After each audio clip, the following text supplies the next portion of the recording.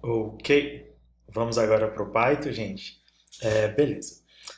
Antes de ir para o Python, deixa eu mostrar só mais um último detalhe que vai ajudar a nossa compreensão lá. Eu vou pedir aqui 10 figuras geométricas, né? Botei 10 figuras geométricas. E pedi para que ele escrevesse aqui no nosso, como conteúdo dessas figuras geométricas, o valor do i lá do nosso for. Vejam só. Então, o que a gente tem que perceber aqui? Na primeira volta do for, o i era zero, que era o estado inicial. Na segunda volta, como está i mais mais, ou i recebe i mais i, o i passou a 1, passou a 2, passou a 3, exatamente como acontece no while, tá bom? Então, é somente isso que precisa ficar fixado na cabeça da gente. O que o for faz é pegar uma variável com valor inicial, dado uma flag de quando é para parar, ou seja, um limite, e como ele vai crescer. Tudo bem? Vamos então aqui para o Python. Perfeito. Eu vou criar aqui, eu vou fazer esse mesmo exemplo para a gente, ele é suficiente para a gente compreender o papel do for, tá bom? Vou botar figuras.python, estamos aqui em outra linguagem, a sintaxe né, nem tanto diferente, tá bom? Def main, o pass, que significa vazio, e mandar executar o main, eu faço isso porque eu já errei algumas vezes e esqueci de chamar, é isso? Muito bem, vou até fazer isso. Então a pessoa vai me informar quantas figuras ela quer que eu apresente, tá bom? Então a quantidade, a mesma coisa lá. Isso é um número, no caso um número inteiro. Input, quantidade de figuras. Muito bem. E eu posso fazer uma estrutura while para printar figura 1, figura 2, figura 3 ou figura 0, né? Até uma quantidade que eu precisar. Obviamente a gente não vai desenhar a figura aqui porque nós estamos no texto, né? Na forma de texto. Então vou precisar de um início, então o i0, esse vai ser o nosso estado inicial, uma variável de controle. Eu poderia fazer o contrário, eu poderia diminuir nas quantidades também, mas vamos fazer desta forma. Então, enquanto o ir for inferior à quantidade, é desta forma aqui o while, o que eu vou fazer na tela é bem simples. Vou desenhar aqui, na verdade não vou desenhar, eu vou só dizer figura, né? E eu vou botar, assim como eu fiz lá no JavaScript, figura i. Pronto. E a cada volta, esse i tem que aumentar. Se ele não aumentar, mais igual 1, essa condição aqui sempre vai ser verdade e vai ficar num loop infinito. Ou seja, enquanto a quantidade i, né, que é i, for inferior à quantidade alvo, que é a quantidade, escreva figura i, aumente o i em uma unidade. Ele vai perguntar novamente. Este i continua inferior ao que eu preciso? Se continuar inferior é porque eu tenho que escrever mais figuras, mais figuras. Esse é o sentido do while. Você tem que olhar que essa condição é autorizativa. Se ela for verdade, ela me autoriza a avançar, tá bom? Tá aqui, bem simplesinho, o código direto. Vamos dar o play para ver se funciona. Tá aqui. Muito bem. Quantas figuras? Daqui ele me perguntou quantas figuras. Vou pedir 3 figuras. E perfeito, ele escreveu figura 0, figura 1 e figura 2. Então nós estamos exatamente na mesma situação nossa aqui do JavaScript. É a mesma coisa, gente, é a mesma coisa. Qual é a diferença? Aqui na web a gente teve que desenhar, cuidar de reagir a eventos, em componentes, mandar escrever aquilo acolá, mas o pensamento computacional é um só, tá bom? Por isso que a gente na iniciação na faculdade, a gente sempre vem para esse ambiente aqui de telinha preta, que muitos alunos até ficam assim meio chateados, decepcionados no começo, mas o importante é o pensamento computacional, você dominar essas estruturas para que você possa avançar, tá bom? Isso que a gente está fazendo aqui é um bônus para vocês. Perfeito. Agora vamos mudar isso para o for. Então a gente tem que identificar quais são os elementos, né? Qual é o nosso estado anterior?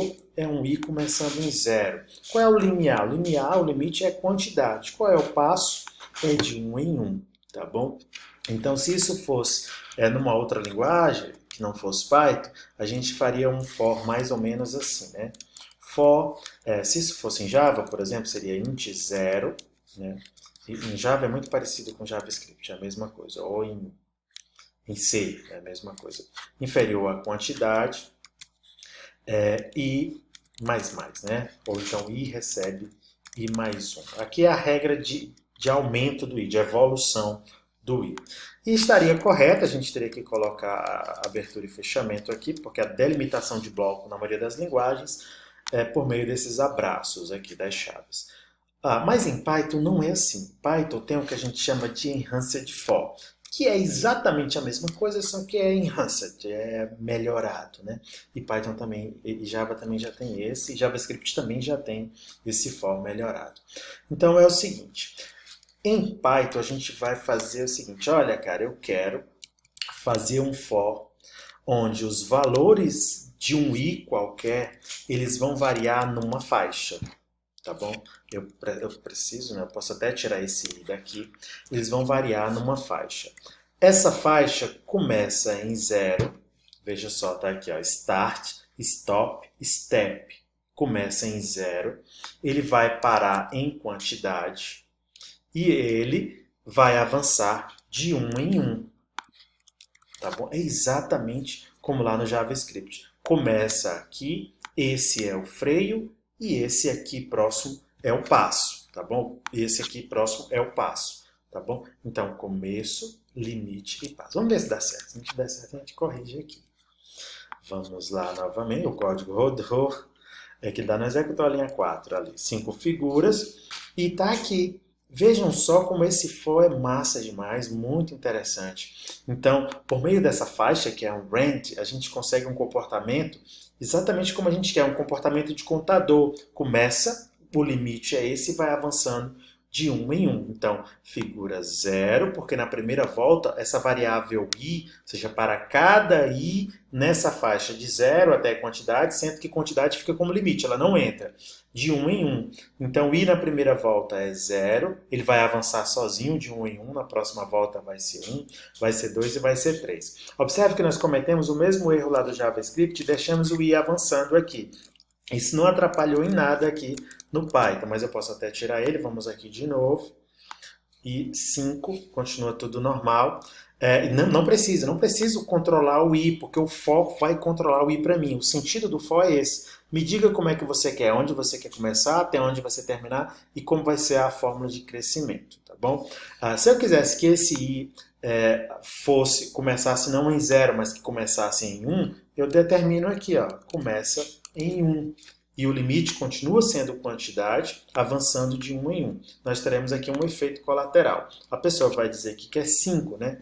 Poxa, eu quero 5. Muito bem. Mas eu disse que era para começar em 1 e até quantidade, sendo que quantidade fica como limite. Ele não entra, então ele foi até o 4. Sempre ele vai até no número anterior ao que eu informar aqui, e foi de 1 em 1. Se você desejasse, nesse caso, numerar suas figuras em vez de 0, 1, 2, 3, 4, mais 1, 2, 3, 4, 5, a gente teria aqui algumas opções. A opção básica poderia ser, começa mesmo em 0 a cada volta, quando você for aparecer, você manda aparecer i mais 1. Não sei se pode somar ali, Guilherme. Pronto, as 5 figuras aparecem. Eu só mudei a apresentação. Ou eu poderia pedir para mudar o próprio controle. Olha, vai de 1. Como o cara disse que queria essa quantidade, eu vou botar mais 1 aqui, porque como eu estou começando em 1, eu estou engolindo o primeiro. Então eu avanço mais 1. Então no segundo parâmetro aqui da faixa, eu digo, ó, vá até quantidade mais 1. E vai avançar e vai ter o mesmo comportamento, tá bom? De 1 a 5. Observe como é muito legal, muito interessante isso aqui, né? Então ele funciona exatamente, deixa eu abrir aqui o nosso for de JavaScript, exatamente como esse for. Olha, começa aqui em 0, o limite é quando essa let é para você criar uma variável de qualquer tipo em JavaScript. Essa variável i começa em 0, ela vai crescer de 1 em 1, né? Tá ali o próximo parâmetro. E o critério de parada é enquanto for menor que a quantidade. Ele fica mais explícito. Já em Python, como é o Enhanced For, tem esse range, que é uma das formas da gente utilizar o for, tá bom, gente? O for é bastante poderoso. Tem outras coisas que a gente vai aprender com ele. Só que, vejam só, esse comportamento aqui é muito, muito conhecido, esse padrão, lembra do pensamento computacional, esse padrão é muito conhecido, quase sempre começa em 0, tem uma variável que vai entrar aqui, ele vai crescer de 1 em 1. Isso é tão conhecido, né? Isso é tão conhecido que, poxa, pois já deixa como padrão mesmo. Então, se eu botar for in range quantidade, ele já vai compreender que é começando em 0, avançando de um em um, e que o limiar, o limite é quantidade, tá bom? Vamos rodar para ver se dá certo. Pedindo 5. Tá aqui, foi o i variou de 0 até 4.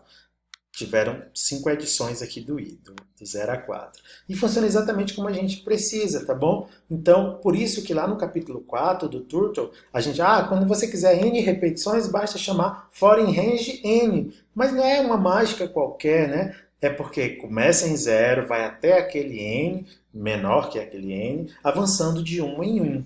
Tudo bem, gente? É assim que funciona o for em Python, é assim que funciona. Inclusive em JavaScript nós temos um for desse jeito, mas o Python não tem esse for aqui mais explícito, né? Ele desde que nasceu lá em 91, ele já nasceu com esse enhancer de for. Mas qual é a ideia? O que é que vocês querem que vocês peguem? O uso do for. Quando que eu vou utilizar o for? Sempre quando você vai precisar repetir um conjunto de instruções, mas essas instruções serão repetidas baseadas numa quantidade fixa. É n vezes, quantidade de vezes. Não é um outro critério, né? Quando chegar no número par, no número ímpar, não é quando atingir determinado peso, determinado valor em bolsa, seja lá o que for, não é outro critério que vai fazer você parar. O que vai fazer você parar é a quantidade de repetições. Quantidade de repetições, se você não tiver interesse no índice, ou seja, eu não preciso saber qual é o índice de cada volta. Você simplesmente bota aqui o QTD e tudo mais. Se você quiser o índice, o I está aqui. Ele vai repetir. Ou você usando ou não esse índice, vai funcionar. É uma variável que vai estar disponível para você, assim como está aqui no for das outras linguagens. Esse I ele vai ficar disponível aqui para todo mundo. Tudo bem? E aí, voltando ali para o outro for, deixa eu deixar esse outro for aqui. Deixa eu ver se... Beleza. A gente pode mudar, assim como eu disse que se eu não quiser começar em 0 eu mudo aqui, eu também posso mudar o passo, olha. Isso vai ter um impacto em quantas vezes isso vai girar. Essa instrução condicional aqui vai girar. Se começa em 0, se o limite é 5, e eu digo para avançar de 2 em 2, na primeira volta vai ser 0, que é o valor do i. O i na segunda volta vai ser 0 mais 2, que é 2. Na próxima, 4. E aí já atinge o limite, porque a próxima seria 6, né? Então ele vai girar quantas vezes? Eu vou dizer que quero 5 figuras, mas ele vai me dar só 3 figuras. Se eu pedir para mostrar aqui os valores intermediários de i, vocês vão ver que ele obedeceu a regra do for. 5. Olha, a primeira volta foi 0, mas eu disse que era para avançar de 2 em 2, mais esse, mais esse. Seria o equivalente a fazer começa em 0, o limite aqui é a quantidade, só que o i vai ser i mais 2. A regra é como se fosse essa daqui, tá bom, gente? Então, aí ele vai avançar, em cada volta o i vai ser 0, na próxima vai ser i mais igual 2. Em Python, esse range já resolve essa novela toda pra gente. Para que fique bem claro aqui para vocês, vou até abrir aqui o terminal. Esse enhanced for, que é esse for que vocês estão vendo aqui, ele tem, em todas as linguagens modernas já tem esse enhanced for. Na verdade, na prática, como é que ele funciona? Significa mais ou menos assim, para cada item i em uma coleção de dados. Tá bom? Então, o que esse range faz, na verdade, é só gerar uma sequência de números. E o for fica passeando nessa sequência de números e dá exatamente o efeito que a gente precisa. Deixa eu abrir aqui o terminal para ver se funciona isso. PTPython, ou Python 3 aí, né, no seu computador. Deixa eu ver se está funcionando aqui agora. Print, oi. Tá ok, tá funcionando. Então vejam só, o range, né? Se eu chegar aqui e fazer o seguinte, poxa, eu quero uma sequência de números de 0 até 9, de 0 até 9. Então, números, né? Tá aqui. Eu venho e digo o seguinte, olha, range, eu quero uma sequência de 0. Se for de 0 até 9, beleza, então o limite é 10, crescendo de 1 em 1. Tá bom? Tá aqui os números. Se eu quiser ver esses números aqui, eu tenho que envolvê-los com list, né? Depois eu explico por que eu tenho que envolver com list, mas começou em 0, o limite ficou 10 e foi de 1 em 1. Então o range ele gera uma coleção de dados e dá esse efeito de funcionamento. Você não precisa compreender 100% isso agora, você precisa compreender essa noção de